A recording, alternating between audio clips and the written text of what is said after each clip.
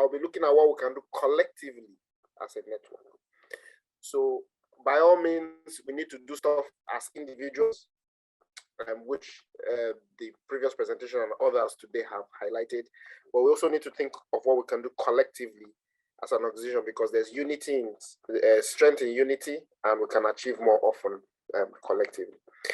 I will also be looking at evidence based from research. Some of the research I've done to support this and to highlight a few examples of migrant networks and what they're doing. So the background, obviously, is there's a growth in transnational migration. High-skilled migration in particular is being encouraged by several countries, especially Western countries. They actually have policies encouraging high-skilled migration and so on. However, a couple of issues we find. One is migrants face issues of exclusion, discrimination, and so on, based on their ethnicity, so if they're from an ethnic minority, but also based on their migrant status. And it becomes an intersection where it's kind of a complex issue when everything mixes up together. Also, in terms of policies, government policies, are these policies that are supposedly encouraging high-skilled migration? High-skilled migrants actually consulted? Are their countries of origins consulted? Who has a say in shaping these policies, and so on and so forth? So who represents high-skilled migrant workers in terms of having a voice at the policy design stage and table? And also, actually, if you look at the research, it's focused more on low-skilled migration compared to high-skilled migration. So we need to do more in terms of researching high-skilled migration.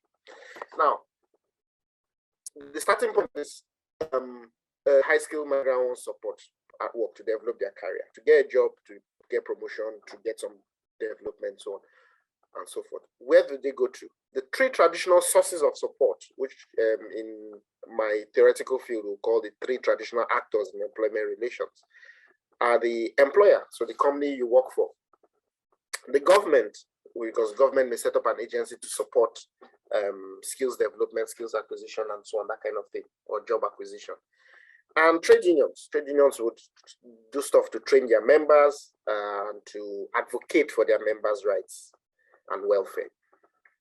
However, when it comes to high-skilled migrants and high-skilled female migrants in particular, we find that these three sources are seriously lacking in terms of giving tailored support to skilled female migrants or skilled migrants more generally. Because these three sources tend to follow in the UK, they follow the UK Equality Act 2010. So it follows the 9 protected characteristics. So they can focus on gender, they can focus on ethnic minority status, they can focus on disability and so on. And migration is not one of the recognized characteristics. So yes, they will give some support to females, to women, they will give some support to ethnic minorities, but does that take into consideration the unique intersectional, complex nature and nuanced nature of the issues that skilled female migrants face? Or very unlikely. And then the question is, even if this support was there from these three traditional sources, do skilled female migrants actually turn to these for support? And if so, are they even the first choice or lower down the bottom of choice? So these are the questions that show the importance of the kind of research I've done and tried to highlight the role of skilled migrant networks. So I looked at skilled migrant networks. This is some of the theoretical definitions behind what I'm doing. Obviously, this is not an academic, traditional academic conference, so I don't need to go in depth into this. But the main point here is that we are beginning to look in academic research at what we call new actors, such as migrant networks, things that are identity-based organizations that can play kind of roles that the traditional actors, employers, government, and trade unions are overlooking or perhaps ought to be playing. And the main point here is that these may be formal or informal organizations. So in the case of migrant networks, the type of civil society organization, I looked at both formal and informal networks. Formal meaning they've registered with the UK government, got incorporation. They have a board of directors, organizational structure, website, things like that. The informal networks is just a collection of people who perhaps operate on a WhatsApp group or Facebook group, something like that, and connect with each other and get stuff done. Again, some of the academic background, I won't dwell on this too much, but it just shows that there are different types of civil society organizations, and it's actually difficult to place migrant networks in the framework that is typically used, because a lot of this framework has not looked at migrant networks. It's looked at other types of civil society organizations.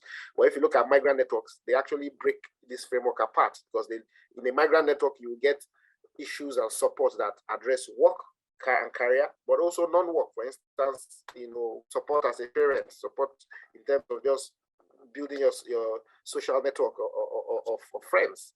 And there are multiple issues. They will tackle multiple issues at the same time. So I asked two main questions when I looked at these formal and informal networks. One was, what support services do they provide to migrants, to skilled migrants? And the second question is, how do they advocate on behalf of skilled migrants? So how do they articulate the voice? How do they campaign to represent the voices of skilled migrant workers in the labor market? So very quickly, I'll just highlight that I looked at 9 case studies of formal and informal skilled migrant networks, and I conducted about 38 semi-structured interviews. Just to give you a flavor of some of the migrant networks I looked at BAPIO, so that's British Association of Physicians of Indian origin. So these are doctors in the UK, physicians in the UK, from the Indian subcontinent. Basically, most of them are first-generation migrants. Over 12,000 people in this network. BIDA, British International Doctors Association, over 7,000 migrant doctors. Interestingly, even though it's supposed to be more broad, more holistic, to get migrant doctors from all over the world who are now working in the UK, they tend to be dominated again by migrants from the Indian subcontinent. Star 100, close to 1,000 Ghanaian professionals, most of them in the city of London, and working in the city. And they have a formal organization and a network. I think once a month they have speakers, they have social events and so on, and they're very supportive of each other. Migrant Doctors Network in Scotland, that was an informal network that was set up to campaign specifically on a single issue. So this is an example of a single issue network. And it was basically around visa regulations for GP trainees, general practitioner trainees in Scotland who are migrants. They faced very unusual visa regulations that are very severe on their finances compared to GP trainees in England. And the campaign successfully actually to change the visa regulations. And so on and so forth. I'll highlight the AFBE. That's quite a good one. A formal network, over 200 members, and they do a lot of mentoring.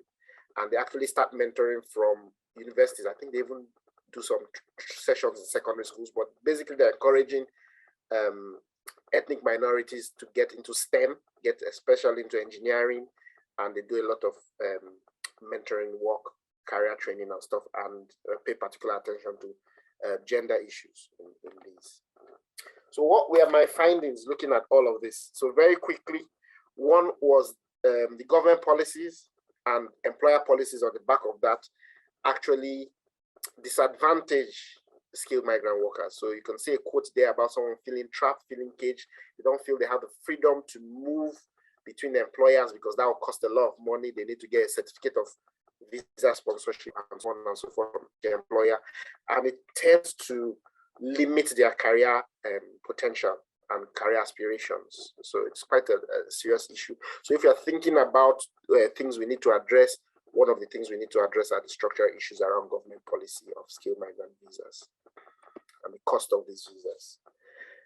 Another thing I found was in terms of international mobility, so the actual decision to migrate, which country to migrate to, which city within the country, should I go to Canada, UK, should I go to, within Canada, should it be Montreal or Ontario, within UK, should it be Glasgow or London and so on. the migrant networks that people belong to helped influence those decisions. And not just influence the decisions, they influence the career choices on what company to work to. Oh, come and I'll help you get a job in my company. They're recruiting. We even do an employee referral scheme. Or let's set up a business together, and they will set up a partnership. For instance, GPs moving to Canada would typically set up a partnership of migrants and invest money together to set up a business. So there was a lot of information sharing and that kind of support, which a lot of migrants found valuable right from before they even left their country of origin. The networking had started. In terms of recruitment and selection, we find, again, just a sample quote about the kind of support migrant networks provided in terms of helping you update and polish up your CV, rewrite it, mock interviews, tips, information about who's recruiting, how to get a career in certain industries and sectors and so on. And you find a lot of people, as a result of migration, making a career change. So they were, for instance, into banking, but they moved to marketing or HR or something like that, either by choice or constrained by structural forces.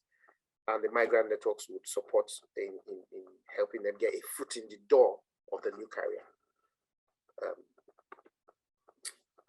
Also, very quickly, one of the things I found was the level of formal training, learning, and development. I think this was one of the things that surprised me. So if you think about it, you think that training and development is usually gotten by your employer. HR department provides a list of training courses you can attend and so on and so forth. But if you think about it, we are here today because a certain network and the Migrant Leadership Institute, run by Amina and co, have organized a one-day online training session, basically. And people are here getting tips about networking and mentoring and so on, and actually practicing networking. So we find that a lot of these migrant networks actually run training courses. Those of them in the medical profession like BAPIO and BIDA actually get their training courses accredited for CPD points, for continuous professional development points. So in many professions, to maintain your professional status as a doctor, for instance, or engineer, you need to get maybe 100 CPD points a year to show you're updating your skills and knowledge through training. And you can actually get those CPD points by attending formal training events organized by a lot of these migrant networks, BAPIO and BIDA being typical examples.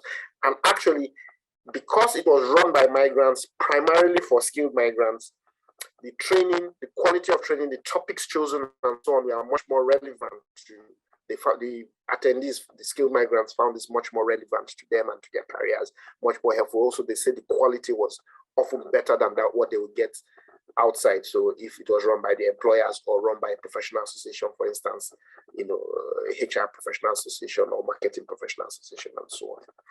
So this just goes to show the quality of support services provided by migrant networks. We're not talking about second class training here, talking about real top of the range stuff. But is it recognized and is it supported by employers and by the government now becomes the next question. So how do we embed and institutionalize that? So mentoring has been talked about in several sessions today. I'm not going to belabor the point, but again, this is one of the things I found in terms of helping people, for instance, just fit into the culture. Again, culture has been raised. How do you may have the skills, like the first speaker talked about, Mwila talked about having the technical competence and the skills, but was she able to negotiate the new culture in South Africa and in the UK and so on? And a lot of that was support provided through mentoring by migrant networks that say, okay, you are a qualified doctor, a qualified engineer, qualified academic, but we'll work beside you to help you understand the cultural nuances and fit into this new country's culture. And that was something very valuable that the interviews highlighted that migrant networks did in terms of career development. And this was particularly very helpful, especially for the females from interviews. It's quite important. And then the issue of voice and representation. So a lot of the research has focused on support services, and I've added my findings to that, but very little has focused on advocacy, campaigning for migrant rights, welfare, and so on. And it's almost as if that is, assume that migrant networks don't do that or shouldn't do that, and maybe that's the job of trade unions and so on. But what I found was actually a few migrant networks step into that gap, either because the trade unions are not campaigning on behalf of migrants specifically, or they partner with trade unions to try to raise these issues. So for instance, if you look at the network in Scotland, the issue was that in England, you have one certificate of sponsorship. So you have one visa that lasts your whole training for as many years, maybe 3 years training as a GP. So you pay once, but you do your rotations in different medical disciplines as part of your GP training. In Scotland, each time you did a 6-month rotation, you had to pay for a new visa. The new discipline you are rotating in a new hospital would now become your sponsor for 6 months. Now, if you think about visa fees being £2,000 per person, a family of 4, paying for £10,000 every 6 months. I mean, there's no GP trainee that could sustain that on their trainee salary. So the network was formed to campaign. They wrote to the UKBA, wrote to the Member of Parliament, had meetings with NHS Education Scotland, with employers and so on. And the campaign was quite successful, and they were able to change that. So that was an example of advocacy, because no one else was going to do that for them. No trade union, no employer, no HR department, no government agency was interested in doing this for them. So it was a migrant network that stepped up to the plate. More confrontational approaches. Example: Bapio's successful court case against the UK VI, then it used to be called the UKBA, UK Border Agents. And since then, they've actually had a second, I think, successful court case, if I'm not mistaken. So again, this was the UKBI, without consultation, changes the rules around skilled migration and around doctors in training, that kind of thing. And overnight, somebody who spent maybe 1 year or 18 months in this country suddenly finds that they need to leave the country, and that time and money is lost. They're no more qualified to be a GP trainee or doctor in training or whatever. And previously, if that happened, nobody could challenge these things, But Bapio, as a formal organizational network, was able to use formal channels such as a court case. They have the right to sue or be sued as a formal network. So that's one of the advantages of being a formal network. And they took the UKBA to court, and it was a long but interesting court case. And they won the court case and protected those doctors from being deported and being allowed to finish their training based on issues of fairness.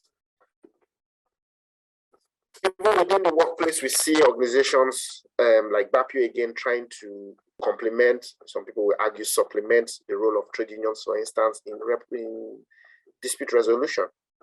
So we find that disproportionately, ethnic minority and migrant doctors get referred for disciplinary cases to the GMC, General Medical Council, and so on and so forth, royal colleges and so on and so forth. So an organization like Bapio has done a lot of work to nip this in the bud at the preliminary stages, and a lot of this may actually be from cultural miscommunication and things like that, misinterpretation. So they're actually training consultants who will volunteer to be early dispute resolution and provide early dispute resolution services and things like that.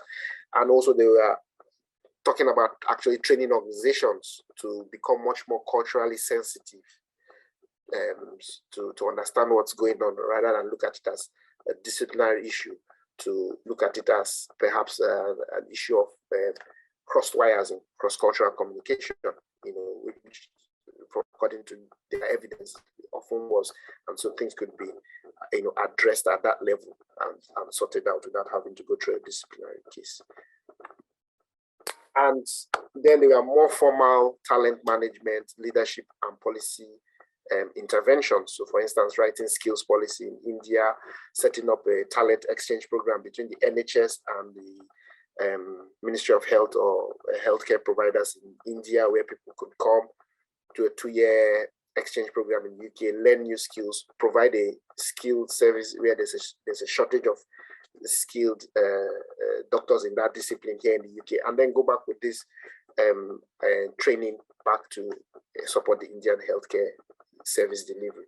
So they set up things like that and quite impressive. However, like we already mentioned in an earlier conversation before this session, there's the dark side to networks and mentoring and things like that. So for instance, we find that some of these skilled migrant networks themselves become ethnic enclaves. So for an example is the BIDA. BIDA was set up to be a broad platform for all migrant doctors from North America, South America, Asia, Africa, and so on, but it's ended up being dominated by doctors from the Indian subcontinent, because the informal network, you invite your friends and they tend to be people similar to you. And you know, if the people who started it and the leadership are Indians, very from the Indian subcontinent, very soon, you know, you replicate that. So how diverse are some of these organizations? And that also has to do with gender. So some of these organizations found that they had to actually, at a point, look at the gender disparity within the organizations, because many females were not participating, especially in leadership of these networks, because it was a case of, oh, I have to be visible at work, I have to contribute at work, I have to contribute on the home front, and this is a third or fourth or fifth thing I need to add on, and it's just too much. But again, the men were able to do that possibly because they have female wives or whatever who were taking on up more responsibility at home. So you find that even these issues of gender disparities you could find in these networks, and the networks themselves need to learn, and they were showing signs of addressing some of them. Occupational and geographic clustering. So again, when you start doing things like networking and mentoring and job support, it very often ends up being, come and work in this geographical region, or come and work for this employer where I work in, and we all cluster there. And often it may be the place where locals don't want to take the job. Maybe it's a geographically far away region of extreme end of Scotland or Wales or so on. And then you find that's where the migrants start clustering. They are not in other geographical regions, and they tend to be clustered in one region. The same thing with occupations. It may well be that a doctor leaves Ghana or wherever and says, I want to be a neurosurgeon or cardiothoracic surgeon, heart surgery, brain surgery. But when they come here, the only place they can get support in terms of mentoring, networking, or opportunities to do a traineeship are in medical disciplines that we are not their first choice. So it may be first choice for someone else, but not for them. But they are constrained to end up maybe becoming a general practitioner or geriatric practitioner or something like that. So we start seeing labor market segmentation, which is a form of inequality and lack of diversity. So it's one of the things that we start seeing as a result of the activities of migrant networks. So in conclusion, I don't want to take up much more time, but the migrant networks tend to be the first or best go-to choice in terms of support, rather than your employer or your trade union or the government agencies providing such support for many skilled migrants. There's a potential for greater recognition and partnership between government agencies and employers with migrant networks. For instance, you see what BAPIO was doing with the NHS in terms of early dispute resolution. There's lots of potential for this policy consultation on migration and migrant regulations. But this is a recommendation that the government and employers really need to start addressing to tap into this potential. And issues of gender inclusion need to be addressed by migrant networks themselves, and organizations like BAPIO have started addressing them, creating a women's forum within BAPIO, women's leadership positions and so on. And we need to be aware of the contradictory or negative outcomes, as a result of some of these migrant networks. So I'll stop here. Thank you for your time. I'm happy to take questions.